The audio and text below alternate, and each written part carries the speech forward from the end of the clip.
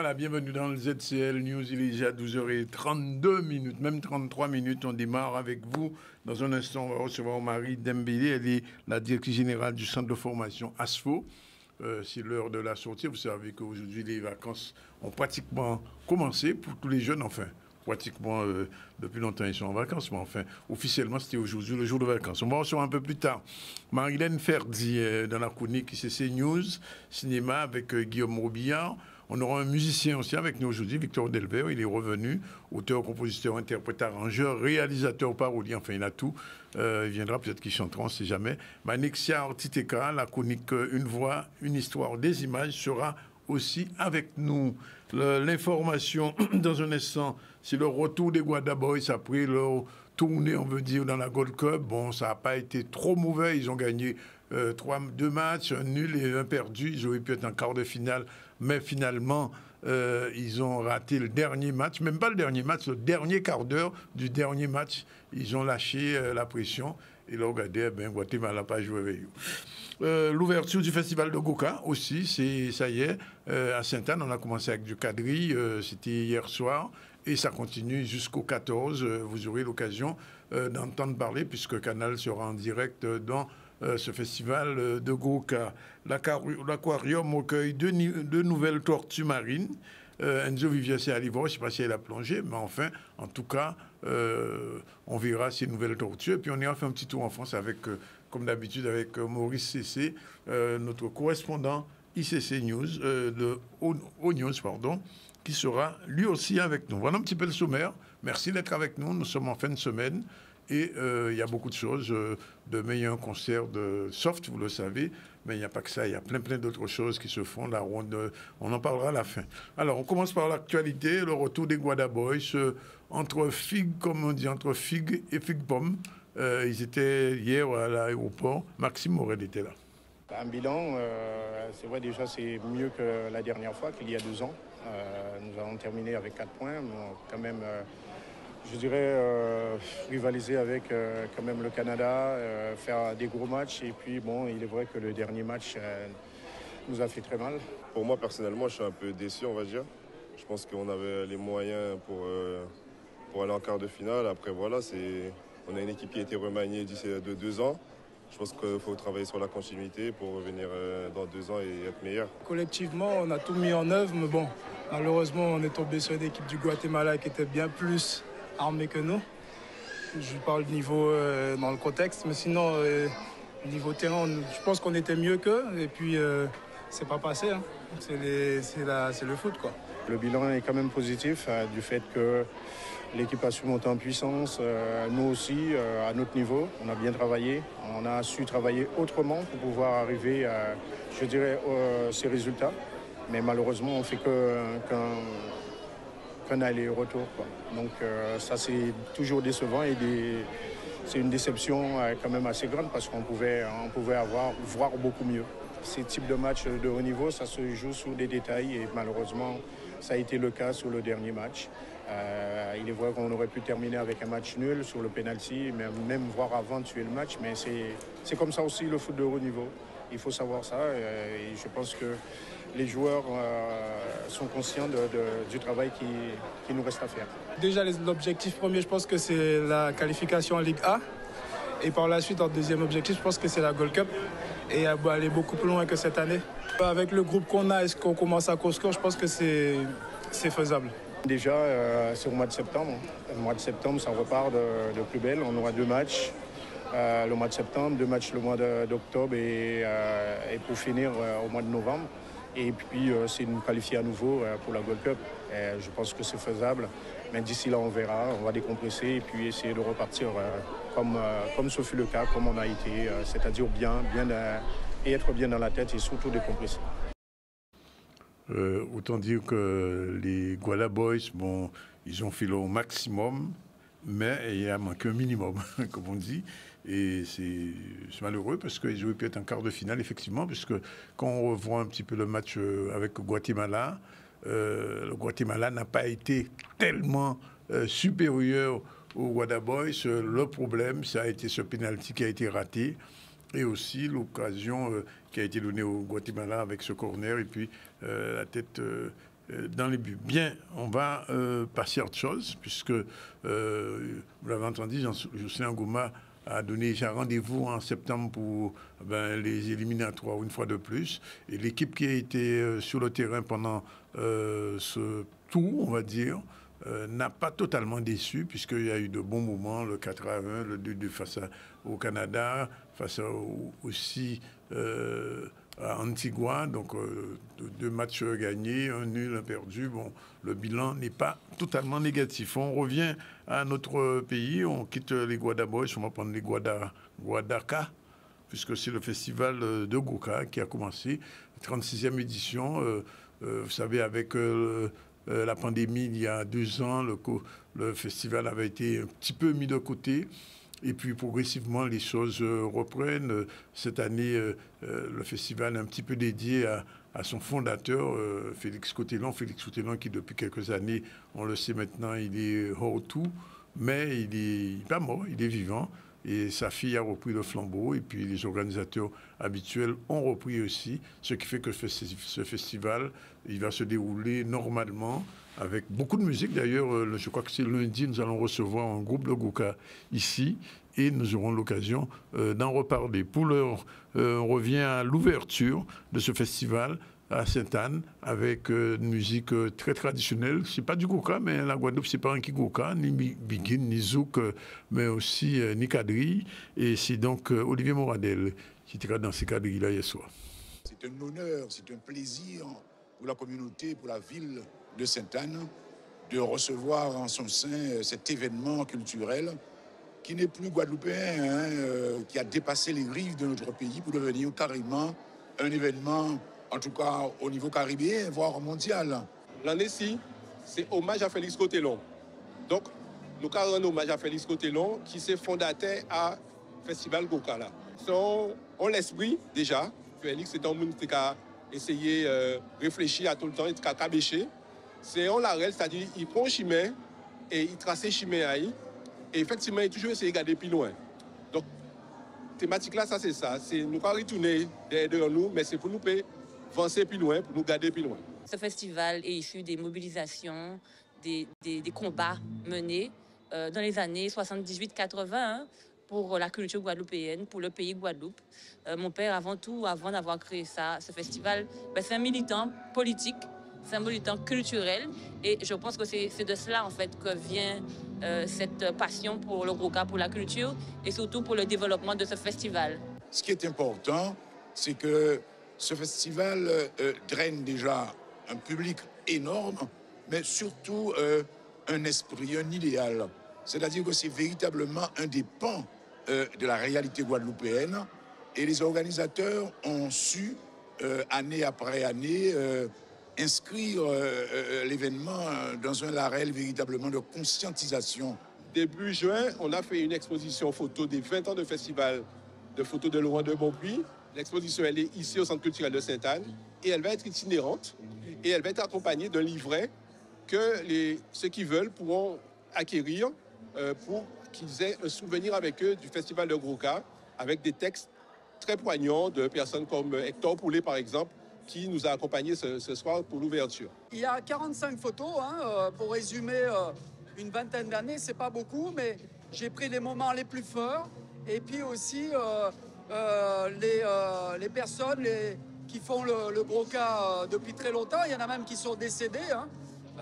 Donc voilà, c'était important que je montre toute cette continuité depuis des années et des années. Le festival s'appelle Festival Goka, mais il a l'ambition et il arrive, je pense, assez facilement et avec beaucoup de bonheur à embrasser toutes les musiques et pratiques culturelles de la Guadeloupe, que ce soit le maïolais, que ce soit effectivement le quadrille, qui ce soir démarre sur l'esplanade de la mairie de Sainte-Anne. On peut regretter un petit peu d'avoir pas entendu un petit son de quadrille dans ce reportage. Bon, enfin bon, on a entendu les spécialistes de ce festival parler un peu d'un festival qui reprend son ballon et c'est tant mieux. En parlant de ça, il y a quelques années, on avait parlé d'une maison du Goka en Guadeloupe. On n'a pas de nouvelles. C'est le président de la région qui avait annoncé ça il y a quelques temps lors d'un festival de Goka. S. Casla, il y a eu bien sûr une première maison qui a été inaugurée il y a quelque temps, mais enfin à Sainte-Anne, on parlait d'une maison du Goka. 12h43, on continue. On part en France tout de suite. Les premières foulées, et là, c'est avec reportage de notre ami et correspondant à Paris du ZCL. Je vais parler de Maurice Cessé au News, qui régulièrement nous envoie des sujets Made in France, quelquefois Made in Paris. C'est parti, on regarde.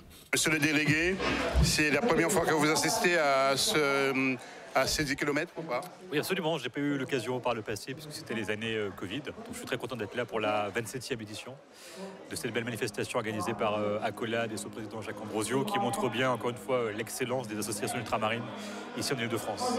Et que pensez-vous de tel événement organisé par un Antillais, une association antillaise?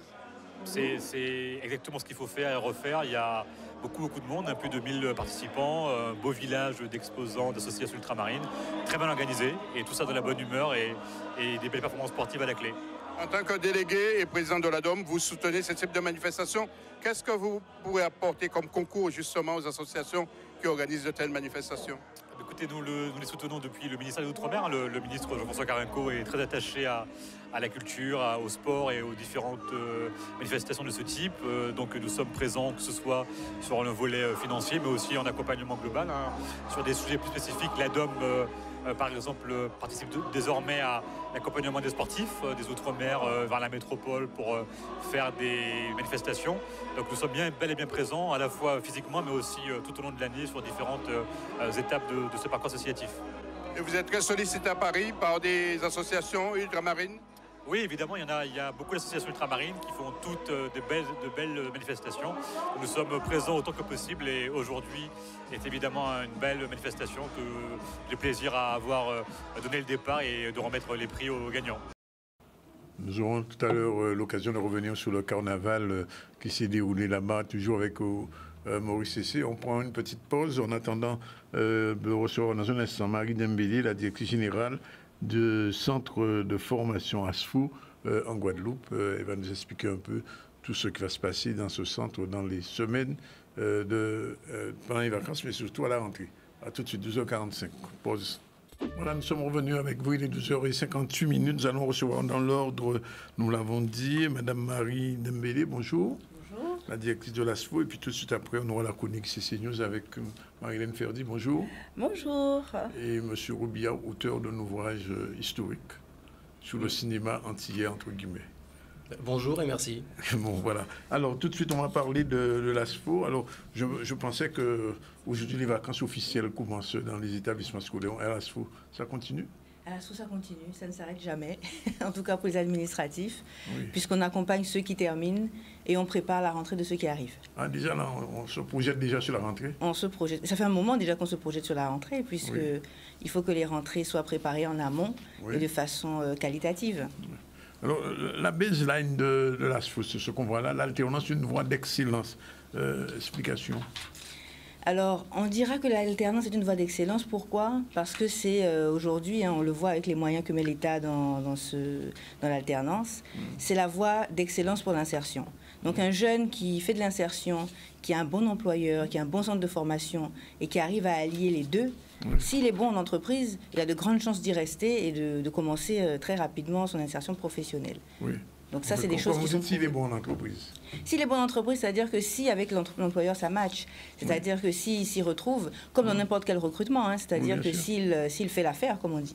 Oui. Et nous, notre rôle, c'est de faire en sorte d'accompagner ces jeunes pour aller vers ce dont l'entreprise a besoin pour faire avancer son business, comme on dit. Cela dit, l'offre d'alternance, l'offre de formation de l'ASFO s'est élargie au fil des temps.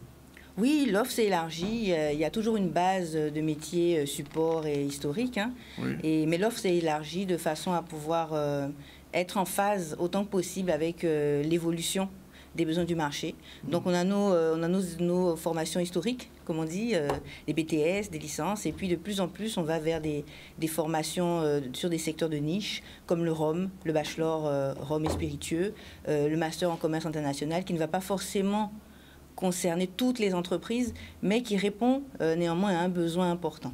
Oui. Et par exemple, est-ce que les jeunes formés à l'ASFO, Ils sont suivis, je veux dire, qu'est-ce qu'ils deviennent après? Alors, nous réalisons ce qu'on appelle des enquêtes d'insertion. Oui.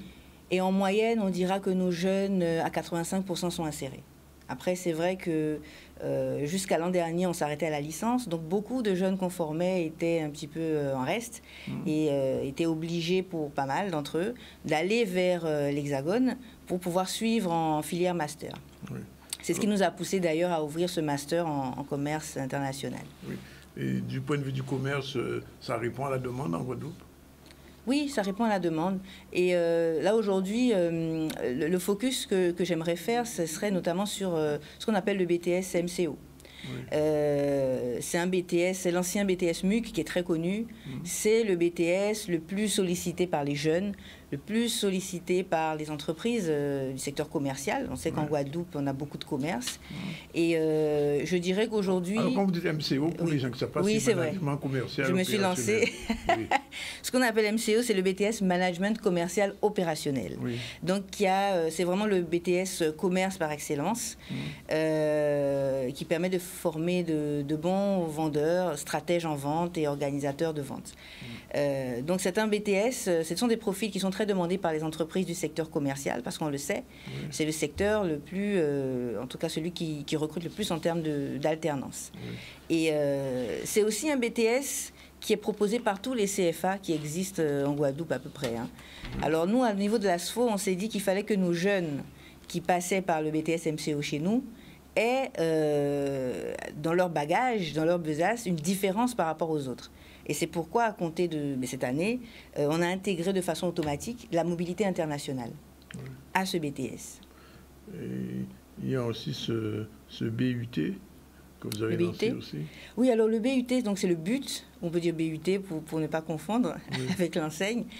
Le but, ça correspond à l'ancien DUT proposé par les IUT ou les IAE.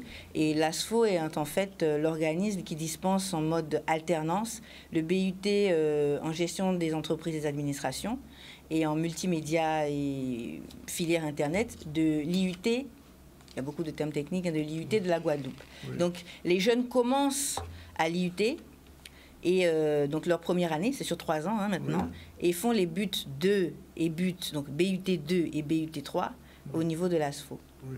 Et l'ASFO continue maintenant jusqu'à la licence, vous m'avez dit, c'est bien ça? Jusqu'à la licence et jusqu'au master, depuis là, cette année-là, depuis la rentrée 2022.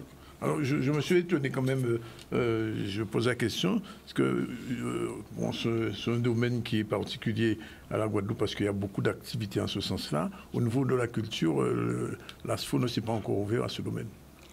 Alors, c'est vrai que c'est un secteur... c'est pas votre ADN. Non, ce n'est pas une question d'ADN. C'est-à-dire que pour nous, ce qui va importer, c'est l'insertion du jeune.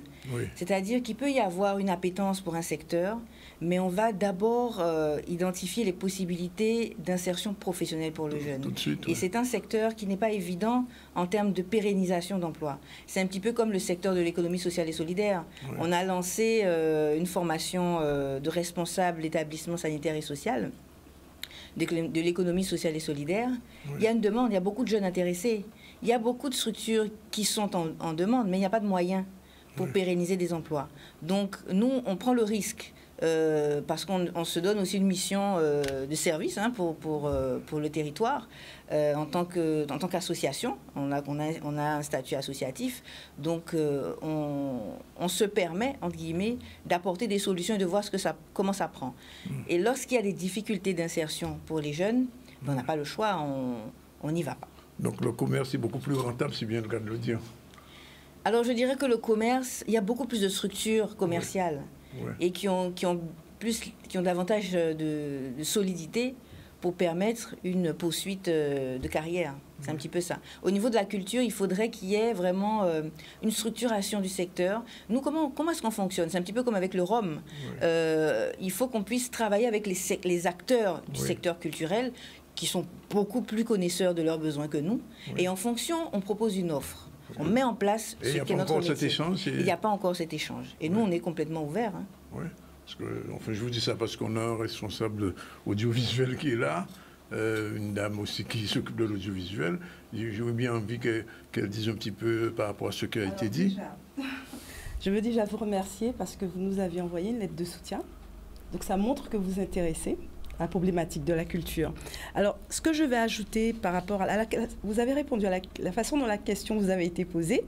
Je n'ai pas été surprise de votre réponse. D'accord. Mais par contre, je tiens à dire que vous soutenez l'industrie culturelle et créative. C'est-à-dire, c'est d'aborder la culture d'un point de vue économique. Et là, par contre, je vous rejoins quand on aborde les choses d'un point de vue économique. Et c'est pour ça qu'on va commencer déjà par faire une étude de besoins en termes d'emploi, de formation et de compétences. Mais c'est vrai que poser la question, est-ce que vous vous intéressez au métier, à la culture, forcément la réponse pourrait être dire, ben oui, mais bon, c'est assez vague. Voilà. Mais dans les industries culturelles et créatives, où nous, on a commencé par se dire, il faut qu'on ait plus d'informations, qu'on ait des chiffres, qu'on sache exactement ce que ça représente, qu'on ait une réflexion, mais pas que sur la Guadeloupe, puisqu'on a demandé à ce que cette étude soit ouverte aussi sur la Martinique et sur la Caraïbe, puisqu'on est dans un territoire où il y a une coopération qui se fait naturellement depuis tantôt. Et donc, j'espère qu'avec ça, et les membres du consortium qui ont adhéré à cette étude, ça va permettre, pourquoi pas, de faire bouger les lignes. Et puisque vous avez déjà l'IUT MMI, vous avez le bachelor MMI. Tout à fait, qui est une petite, voilà, qui commence à être une ouverture dans ce champ-là. Exactement. Et je ne pense pas que ce soit M. Robillard qui nous dira le contraire. Absolument, je ne dirais pas le contraire. Non, exactement, il faut pouvoir identifier, parce qu'il n'y a rien de pire quand même que de donner de l'espoir à des jeunes, de leur faire prendre plaisir à apprendre des choses et qui voient qu'en bout de course, il n'y a pas de perspective. Donc nous, notre rôle, c'est la formation, c'est l'insertion des jeunes. Donc dès lors qu'il y a une étude faite à ce niveau-là, et on est complètement preneur pour mener aussi la phase de réflexion en amont. On n'attend pas forcément qu'on nous dise c'est tel métier et c'est tel temps de jeunes, etc. Mais il faut qu'il y ait cette démarche-là. Bon, le mot est pris alors. On est en période de vacances, entre guillemets, mais les jeunes qui ont un bac plus 2 ou bien qui ont un bac simplement, qu'est-ce qu'on peut leur proposer, qu'est-ce qu'on peut leur dire en ce moment pour la rentrée? Alors aujourd'hui, comme je vous l'ai dit, on est vraiment organisé en termes de filière. Donc beaucoup de jeunes qui commencent chez nous après le bac s'orientent naturellement vers des licences, etc. Là aujourd'hui, le message à porter, en tout cas, c'est pour les jeunes bacheliers qui se demandent, donc qui ont eu le résultat il y a peu, et qui se demandent de quoi faire, qui sont intéressés par les métiers du commerce et qui voient en effet ce BTS qui attire tous les jeunes qui ont cette appétence-là. Et qui se disent où m'inscrire, c'est de savoir que nous, on travaille à mettre en plus du référentiel que personne n'a inventé, puisque c'est un diplôme de l'éducation nationale, que tous les centres de formation, tous les CFA vont proposer.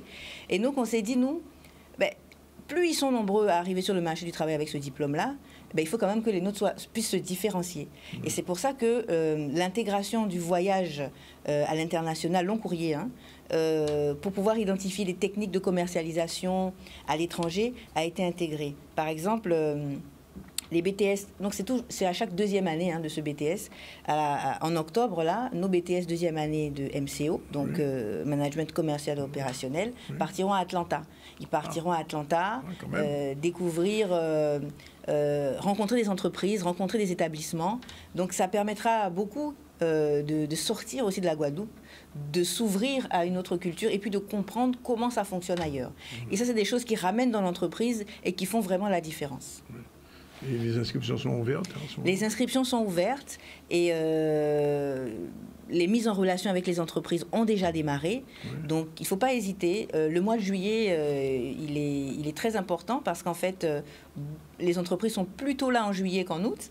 Donc, pour pouvoir avoir la chance d'être mise en relation avec des entreprises intéressantes, il est conseillé pour les jeunes bacheliers, en tout cas, de s'inscrire dès maintenant parce que ça a déjà commencé. De toute façon, quand vous parlez de voyage aux États-Unis, vous pensez bien que ça va fonctionner. Mais écoutez, le but, pourquoi est-ce qu'on a mis en place cette mobilité? Parce qu'en effet, on a constaté qu'il y avait de plus en plus de jeunes diplômés avec ce BTS-là. Comme je le disais, pour ne pas me répéter, il fallait faire la différence. Et aussi, c'est une façon pour nous aussi de lutter contre l'absentéisme. Parce que vous savez, surtout dans les filières commerciales, on a des jeunes qui vont être très bons en entreprise, très bons commerciaux, mais au niveau des aspects académiques, ils vont s'ennuyer, ils vont avoir du mal à s'intéresser.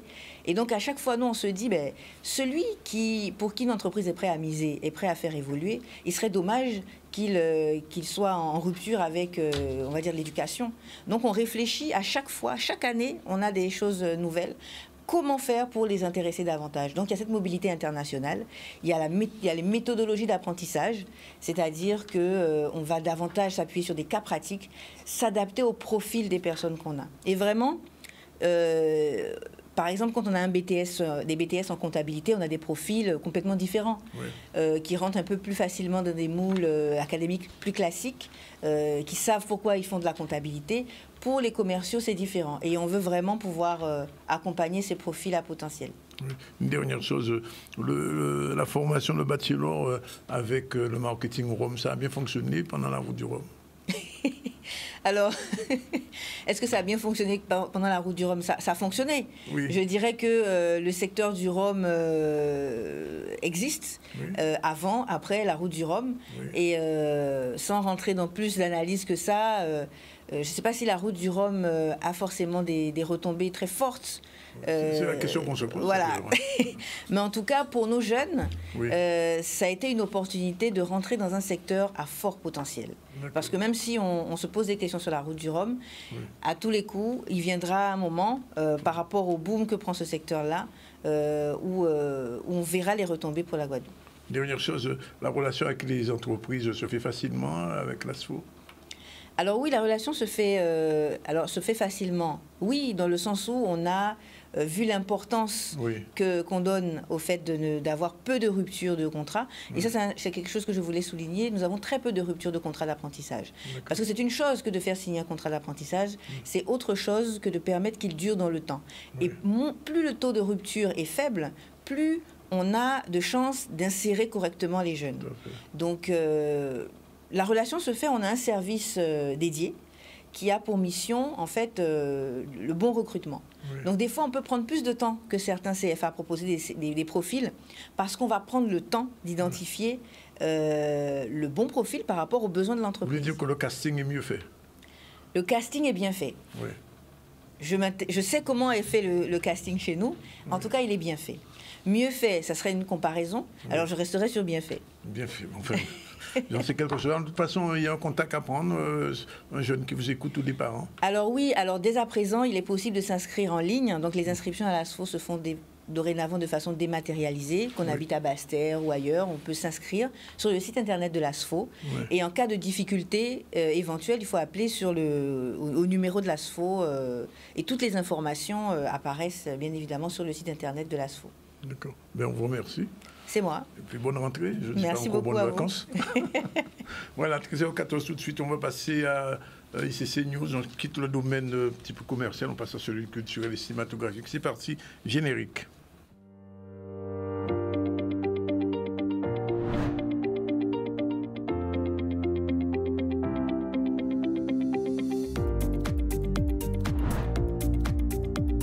La chronique Culture et Cinéma News, c'est tous les vendredis à 13h dans le ZCL.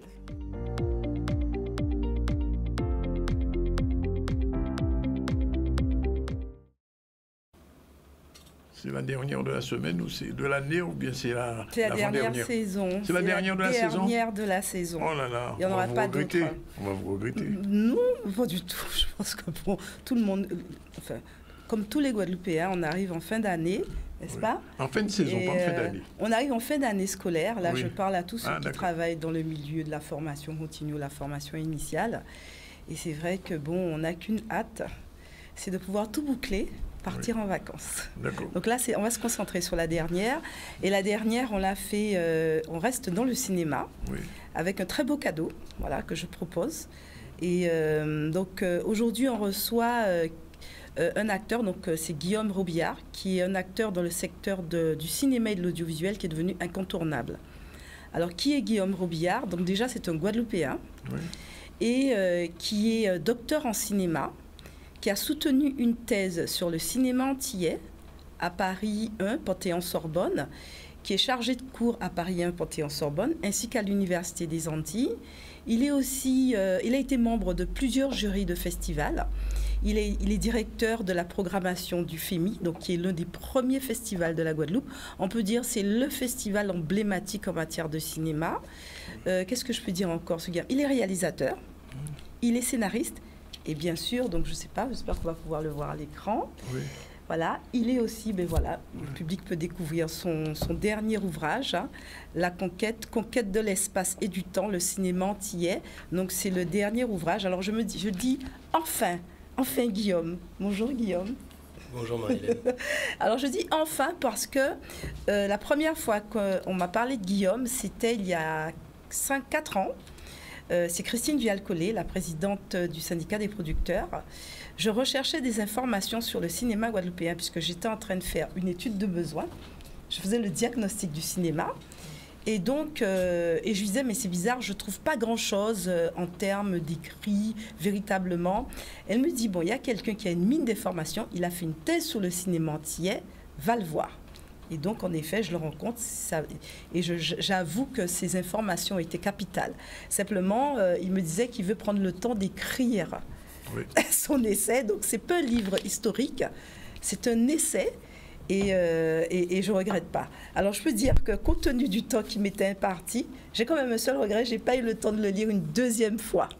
Il faut le lire deux fois. Ah non, mais ça, alors c'est un essai, donc c'est pas un roman, c'est pas un livre qu'on va lire pendant les vacances. C'est pas un roman de plage, non. C'est pas un roman de plage. C'est un document de travail. Alors moi, je vois par exemple Madame Dambélé qui est à côté de moi. Si demain, je veux qu'elle puisse s'intéresser, par exemple, au cinéma, qui est un des secteurs des industries culturelles et créatives, je lui conseillerais ce livre. Pourquoi? Alors ce livre, c'est pour moi le premier ouvrage de référence que l'on a sur le cinéma antillais. Alors, je garde son appellation antillais, c'est bien que vous n'avez pas encore voulu, vous n'avez pas réagi. J'ai vu que vous n'avez pas réagi. Non, mais je vous laisse faire. C'est le premier livre de référence. Et ce qui est intéressant, c'est qu'il fait une analyse des films. Mais attention, il s'est intéressé uniquement aux films de fiction. Donc des longs métrages de fiction. Il fait une analyse donc au niveau de l'espace et du temps. Alors je lui disais tout à l'heure, autant la première partie qui est consacrée à l'analyse sur le temps, c'était très conceptuel, très théorique, mais très intéressant pour tous ceux et celles qui travaillent dans le cinéma, qui enseignent. Moi je pense à tous nos 6 établissements qui ont l'option cinéma. Je pense au BTS des métiers de l'audiovisuel. Je pense aux 2 établissements qui portent la spécialité cinéma. Jusqu'à présent, on apprenait à nos enfants la culture cinématographique française, parce que jusque-là, on n'avait pas d'ouvrage. À présent, pour moi, on n'a plus d'excuses. Ça doit faire partie des manuels. On doit retrouver ce livre dans tous les centres de documentation, y compris les collèges où on fait énormément de cinéma, et l'université, et bien sûr dans les médiathèques. Alors, la première question que je vais poser à Guillaume, c'est pourquoi avoir choisi, qu'est-ce qu'il entend déjà par le cinéma antillais? Merci beaucoup Marie-Hélène pour tous ces commentaires. Je commencerai par dire qu'effectivement c'est un essai, mais il a été écrit dans une logique d'accès au plus grand nombre possible. Et je crois pouvoir dire que l'écriture est fluide. Essai, ça peut faire peur, hein, mais discours sur le colonialisme, c'est un essai. Le discours antillais, c'est un essai. Éloge de la cruauté, c'est un essai, et ça se lit tout à fait. Alors, le cinéma antillais, j'entends par cinéma antillais l'ensemble des longs métrages de fiction réalisés par des réalisateurs antillais ou d'origine antillaise, toutes origines confondues, où que les films aient été tournés. Et ça donne 3 sous-ensembles à l'intérieur de ce cinéma antillais, ce que j'ai appelé le cinéma antillais pays, pour ce qui se déroule majoritairement en Guadeloupe ou en Martinique, le cinéma antillais Lot-Bodlo, pour ce qui se déroule en France hexagonale, pour la communauté antillaise, et puis le cinéma antillais tout bas, pour tous les films tournés un peu partout dans le monde, à l'exception de la France hexagonale et des Antilles et la françaises. Guyane, alors on la classe où? Alors, la Guyane n'est pas dans mon champ d'études, mais puisqu'il y a peu de longs métrages de fiction et que nous avons, pour des raisons historiques, beaucoup de liens, il y a par moments, de manière comme ça, ponctuelle, des regards sur la Guyane à l'intérieur de l'ouvrage. Il y a des documentaires guyanais, enfin... Alors, on est tout à fait. On est, encore une fois, sur une étude portant sur les longs métrages de fiction. Oui. Ni documentaire, ni moyen métrage, ni court métrage. Bon, puisqu'il fallait restreindre le champ. Oui. Et puis parce que la fiction m'intéressait dans la mesure où, et c'est un argument très intéressant qui a été porté par une jeune femme qui a fait un mémoire de Master 2 sur le cinéma qui s'appelle Gaëlle Amour, où elle précise que quand on fait de la fiction, on a plus de liberté dans la représentation de soi et sur la conception de son identité, et que ce faisant, ça peut être intéressant à analyser d'un point de vue des récurrences et des obsessions thématiques. Non, j'espère avoir répondu à la question. Oh, très bien, tu as même anticipé toutes mes questions, c'est très bien. Puisque la deuxième question, c'était quelle est la différence avec le cinéma pays antillais et tous les autres. Alors, à la fin du livre, ce qui est aussi intéressant... Excuse-moi, ce livre porte sur le cinéma antillais pays. Hein. Ce sont uniquement les films qui se déroulent majoritairement en Guadeloupe ou en Martinique. Alors, ce qu'il y a aussi d'intéressant, c'est que vous parliez, à la fin, vous avez toute la filmographie, le récapitulatif, toute la filmographie. J'ai retrouvé les films que j'avais même oubliés déjà. Ça, par contre, oui. Donc, il a pu faire des commentaires sur tous les films. Alors, j'ai une question, donc j'anticipe, ça c'est pour faire plaisir à monsieur Sandronis. Alors, en fin de compte, quel a été le premier réalisateur antillais qui ont fait un film, un long métrage de fiction? Réalisateur, réalisatrice. Si on considère les films ayant été tournés n'importe où dans le monde, c'est Sarah Maldoror, en 72 avec Sambizanga. On la classe parmi les Antillais non pays quand même. C'est-à-dire que ce qu'elle a tourné, elle l'a tourné sur le continent africain, puis ensuite en France hexagonale, puis après elle a fait des documentaires. Elle est d'origine guadeloupéenne, tout à fait. Donc c'est Sarah Maldoror en 72. Après, du côté du cinéma antillais pays, le premier réalisateur à faire un long métrage de fiction, c'est Jean-Paul Césaire en Martinique en 1977, mais c'est un film qui n'est pas commercialisé, qui n'a pas d'exploitation commerciale en salle. Donc la naissance officielle du cinéma antillais pays, c'est évidemment avec Christian Lara, Coco Lafleur Candidat en 79.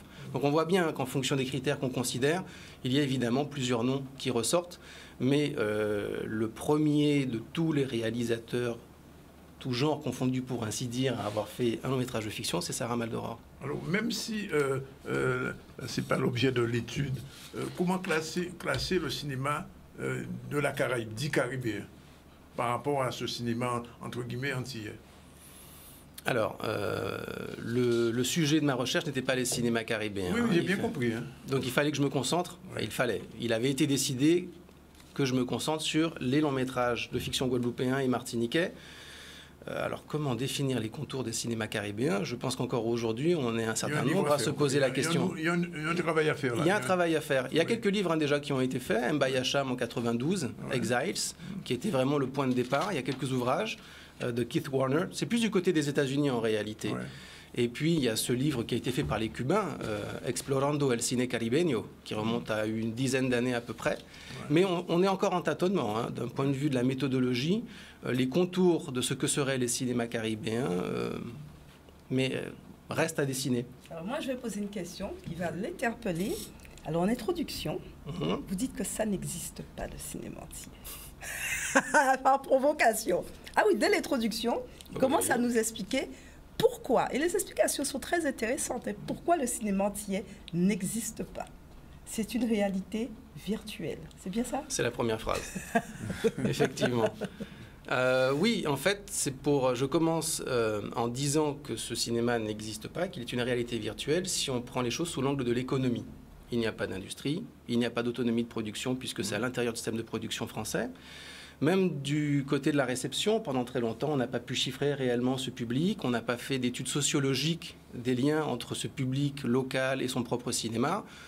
La transmission intergénérationnelle a été, je pense, assez faible. Donc, globalement, les films sont assez difficiles d'accès. C'est moins le cas depuis une dizaine d'années. On peut penser à la collection de DVD mise en place par Julien Dahl. Et puis, les films sont aujourd'hui disponibles en streaming payant.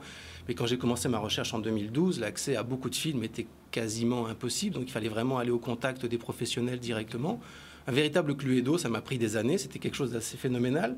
Donc, sous cet angle-là, ce cinéma antillais n'existe pas. Par contre, il existerait si on l'approche sous l'angle de l'analyse du contenu, au niveau thématique, narratif, dramatique, des personnages, etc. Et si on observe une cohésion d'ensemble, eh bien, de cet ensemble, de ce corpus de films, et ce livre tend à démontrer qu'il y a une très très grande cohésion, quels que soient les réalisateurs de ces films.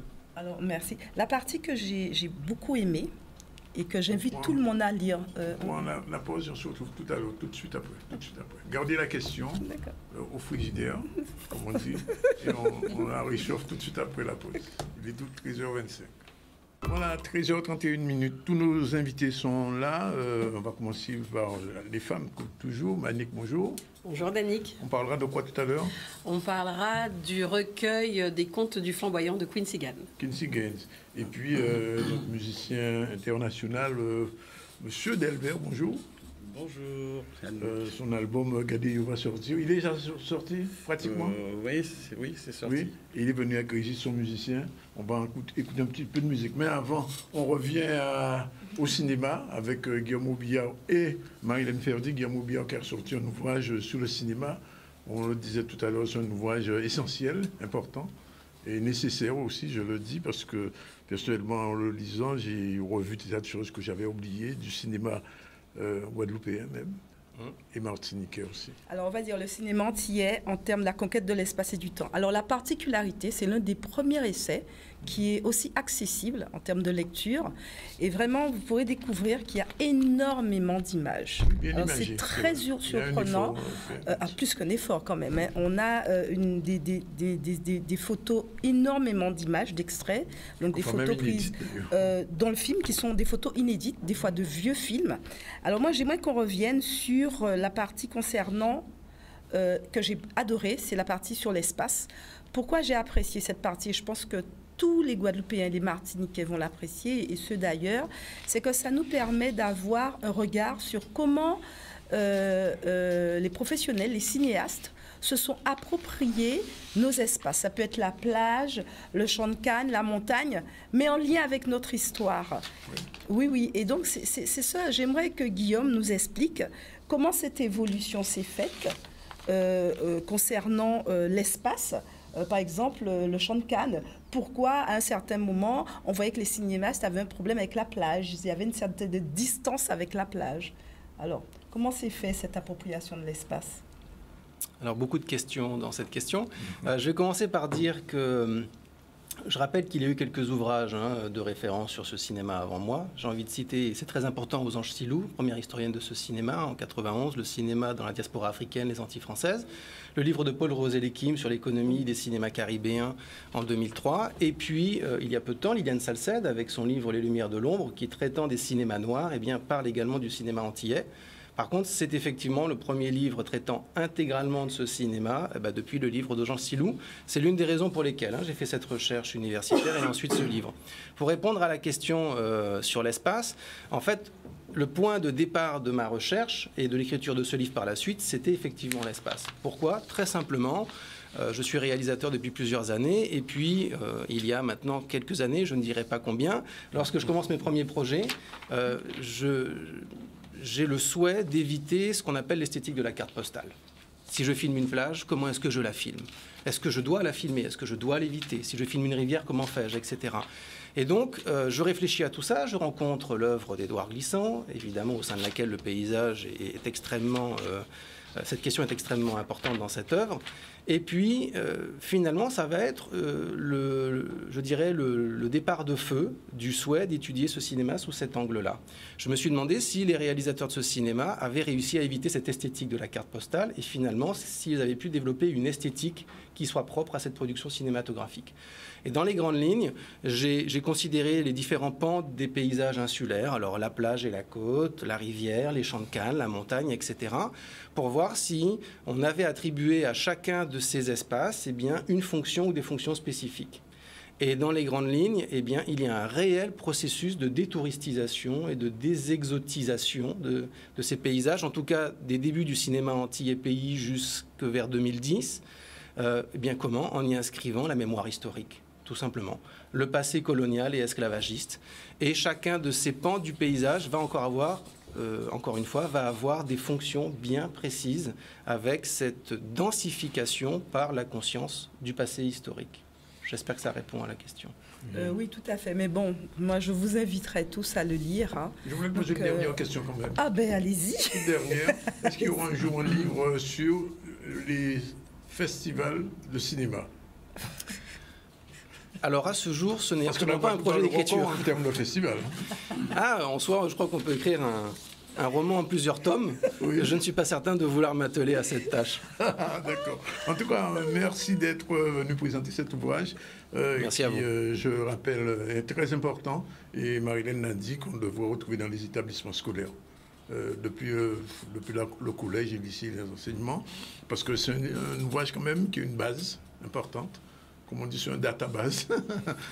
Absolument, ça me permet de dire que j'ai fait en sorte d'utiliser les données de tous les travaux de recherche qui ont été faits, que ce soit les thèses et puis les mémoires. Donc voilà, il y a un principe de synthèse. Je précise rapidement aussi qu'il est disponible à la boutique de la presse, voilà, pour les personnes que ça peut intéresser. Et ou sinon, on peut me contacter sur Facebook, LinkedIn, etc. Merci, merci Guillaume. Tout de suite, on va quitter le cinéma, on va vers la musique un petit moment. Avant de retrouver le livre avec Manik. Le prochain album de Victor Delvert est déjà là, Gadeyo. Alors explique-nous ça un peu, Victor. J'ai vu qu'il y a quand même plus d'une dizaine d'albums, tout compte fait. Depuis l'époque de Frédéric Caracas, tout ça, il y a beaucoup de choses, beaucoup de chemin. Je ne lâche pas, je continue. Bon, la musique fait partie de moi. Je lâche pas, je continue et puis je trouve des idées, des écritures, toujours encore écrit. Alors Gadeyo, c'est qui yo? Ben Gadeyo, c'est nous. C'est nous. C'est nous. Gardez-nous. Gardez-nous, Gadeyo. Nous là tout innocemment quoi. Et nous l'habitant on a question qui pas de réponse. Mais réponse là dans question là depuis souvent. Il y a des questions là, on va imaginer. Avant le dernier album là, Tonight. Tonight, c'est ça? Oui, c'était Tonight. C'était extraordinaire. Alors moins des morceaux qu'on regardait, peut-être à moins contrôle, dommage, aquarelle, etc. Aquarelle. C'est des morceaux historiques. Et quel va être le morceau phare de Gadeyo? Alors, je pense que c'est le titre Gadeyo. Pour l'instant, c'est Gadeyo? Oui. Nous avons la promo, c'est sur Canary Lapan, qui a expliqué encore pas mal de choses subtiles. C'est ça qui a fait des gens payants, et qui a raconté un petit peu qui genre les grands-parents qui a fonctionné, les mouilles qui ont employé, bougonné. En bas cabane, enfin, bon, c'est en fond synthèse de tout ça. Mais on a pensé que c'est Gadeyo. Mais pour l'instant, pour moi, là, c'est si Canary Lapan avait en musique, voilà, très. Donc, vous avez justement. Oui, qui participe, quand même. Qui travaille avec moi. C'est Bougan qui a levé. En tout cas, l'autre côté là, en frigidaire là. En tout cas, levé à n'importe qui, 4h, 5h, a téléphoné, a dit, pour nous, l'idée, en cabine. Toujours présent, voilà, Tonton Vigneault, nous, on a regardé ce qu'il a fait. Et ça qui a fait, nous, le morceau là. En combinaison. Oui, et ça a passé bien jusqu'à aujourd'hui là. Et nous allons continuer le travail. Bon antifreeze quand même, parce que vous venez avec guitare là, on pas venir pour nous garder seulement, faut ni garder yo mais ni écouter yo aussi. Quand c'est choisi. Oui.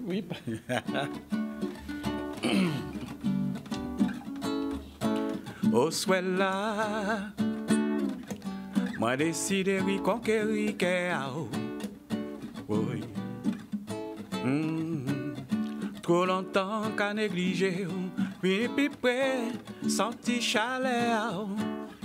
Oui, guada, au soit là, doudou. Nous là pour nous, puis nous, au soit là, doudou. Pour effacer douleur, au soit là, doudou.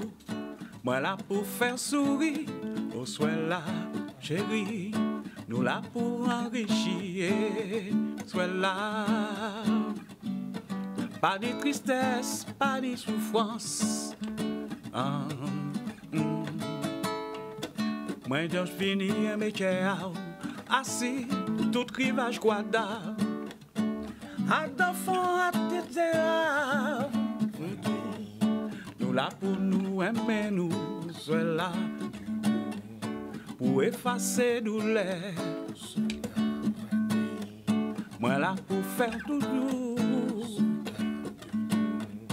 Pour oublier tristesse, Gardez-moi doit danser, pour moi pas explorer, tout sentiment caché, en disant à vous, c'est qu'un grand océan, laissez-nous naviguer, assis vague à l'amour, sans jamais oublier.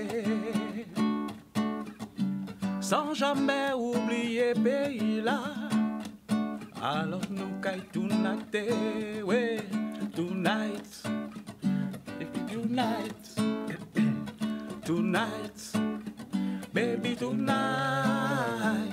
tonight. Pour moi pe tchembe, pour moi pe serré, pour moi pe mener au côté des châteaux la nouille, pour moi pe aimer.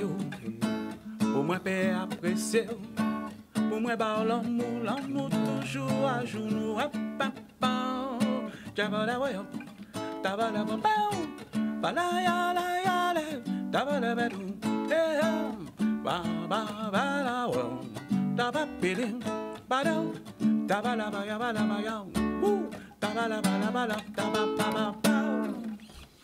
Merci.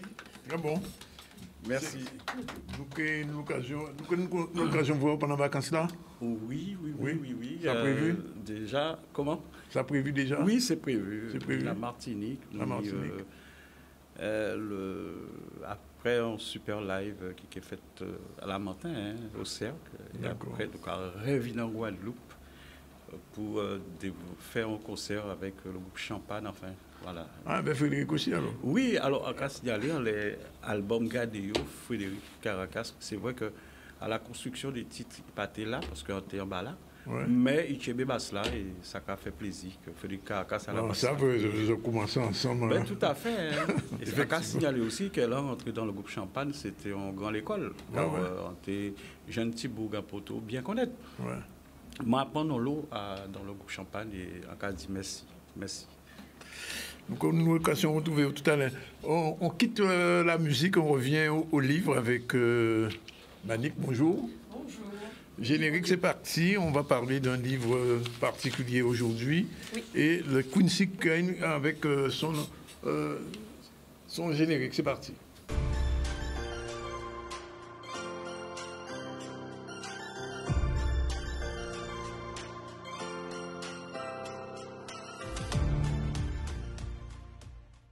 Maman cherche le secret. Les bœufs tranquilles hochent la tête en souriant. Ils ne connaissent pas le secret. Les mangues pèsent lourd aux branches feuillues des manguiers. Leurs joues rougissent.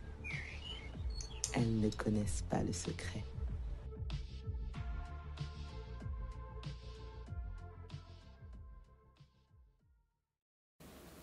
Quincy Keane, je le connais, mais sans trop le connaître. Alors, je te fais l'honneur de me présenter. Oui, alors Quincy Keane, comme il aime à se présenter lorsqu'il est en animation avec les enfants ou même les adultes, hein, c'est le monsieur en heure. Donc, illustrateur, narrateur, chanteur, auteur, compositeur. Oui, il est chanteur aussi, tout à fait.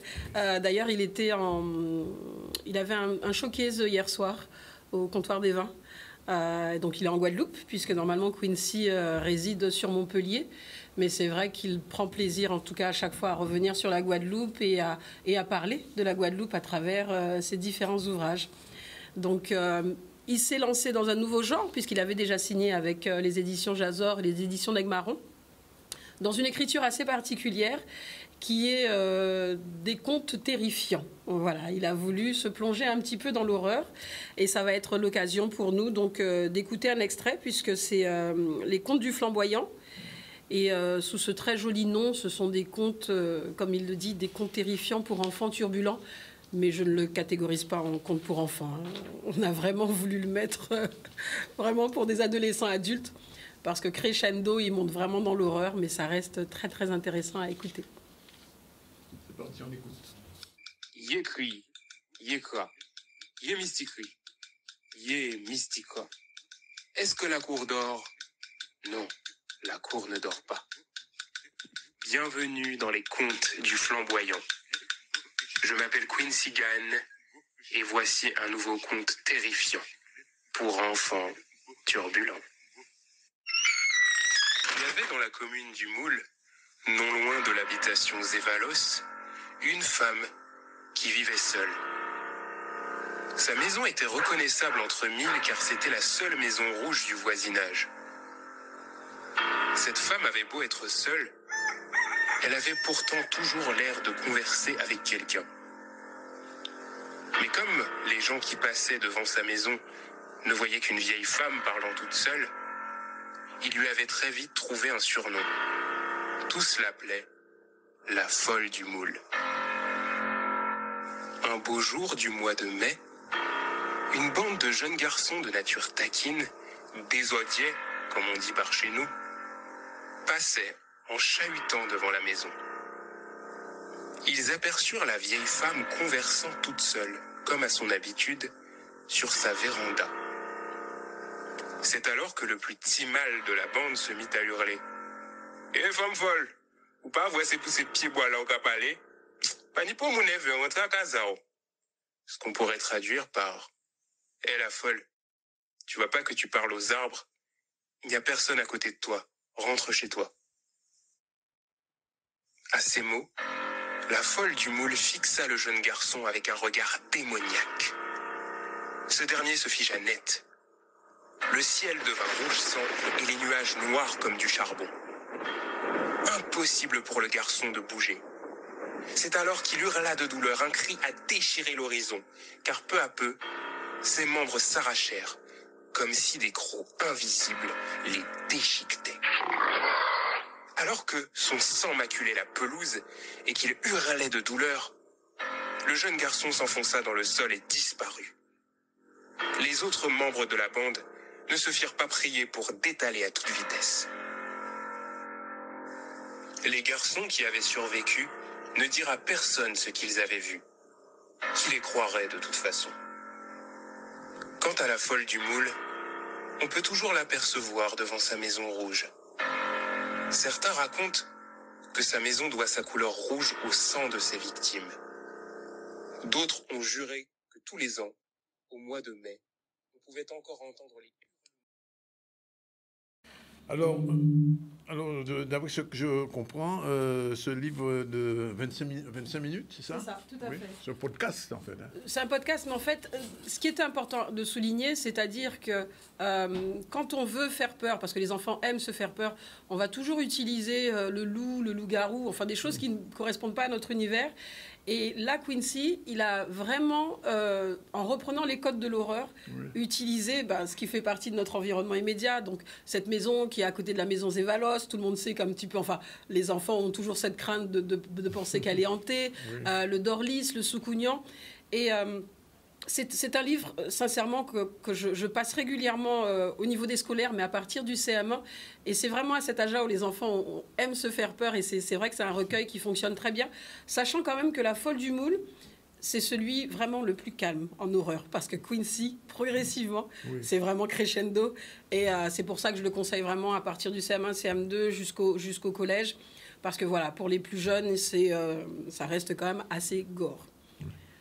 Et tu disais qu'il est disponible aussi en passe culture? C'est ça, tout à fait. Donc, il est disponible sur la plateforme et en passe culture. C'est vrai que le passe culture, c'est un dispositif qui a été mis en place par le ministère de la Culture et de l'Éducation. C'est une enveloppe non négligeable de 300 voire 400 euros pour les jeunes collégiens et lycéens. Et ils peuvent faire l'acquisition de livres imprimés, mais également de livres audio. Je crois que c'est un dispositif qui fonctionne très très bien en France hexagonale, puisque c'est une plateforme qui est sur Internet. Nous avons eu beaucoup de retours et de ventes sur l'Hexagone et très peu sur la Guadeloupe. Il faut vraiment que ce dispositif soit connu de tous les parents et de tous les enfants, et qu'ils en abusent, parce qu'encore une fois, c'est pas sorti de leur poche. Des impôts certainement, mais c'est pas sorti de leur poche réellement. Et ça permet vraiment aux enfants de pouvoir bénéficier d'événements culturels, de pouvoir acheter des livres. Il y a également la possibilité d'acheter des jeux, mais on est sur c'est limité, puisque ce sont des jeux, et également la possibilité d'acheter des livres audio. Donc j'invite tous les parents, là on est sur la sortie, mais vraiment à la rentrée, de se rapprocher des établissements scolaires, au collège et au lycée, pour savoir comment fonctionne le dispositif Passe Culture, afin que les enfants puissent abuser de la culture, réellement. C'est gratuit. C'est pas rien. Deux petits mots quand même sur les sorties de la semaine avant de se quitter. Oui, tout à fait. Alors, les sorties de la semaine, donc, les partir en livre, ça a débuté. Oui. On a eu Michel Mado donc, qui est venu présenter le dispositif. Oui. Ce samedi 8 juillet, nous sommes au parc d'attractions littéraires de la ville du Gosier. Donc, nous serons dans les jardins du Palais des Sports avec différentes maisons d'édition, différentes animations.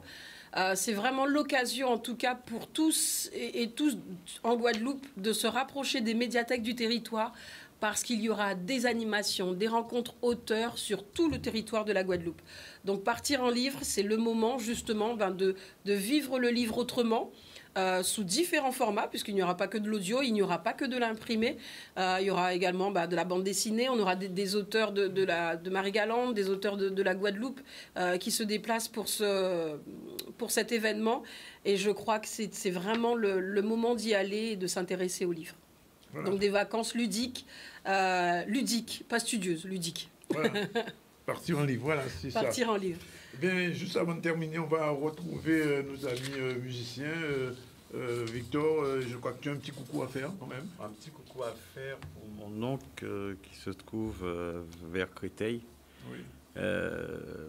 Il nous regarde en ce moment. Je sais qu'on est vu, on est vu en direct à Paris, enfin, dans toute la France d'ailleurs. Il a 89 ans. Et même au-delà. Voilà. Au Kinshasa, oui. 89 ans et il a regardé nous et ça belle, ça me fait plaisir. Oui, force travail. Big force, tonton, big force. Un dernier petit coup de musique avant que je se quitte. Oui, alors, donc, nous avons fait un petit extrait à... Un tout petit extrait, presque nous en luttant. À Daniela. Canari la pan, gade yo. Canari la pan, champagne la au chaud. Canari la pan, gade yo. Canari la pan, pani de l'eau. Ti mal, ou vin à casa en moins. En keba ouais, mais en pani ayen. Tout ça qu'est en ni, ou ka vin prend ici moi. Ben laissez-moi qui vin ni côté ou pas ni ayen. Ouh, on a lui demandé manger, ma bouilla dit non. Sans lui demander manger, ma bouilla dit non. Zandoli m'a démaillé, ma villa dit non. Zandoli m'a démangé, ma bouilla dit non, non, non, ouais. Canari la panne, pas ni de l'eau. Canari la panne, champagne là au chaud. Canari la panne, pas ni de l'eau. Canari la panne, champagne là au chaud.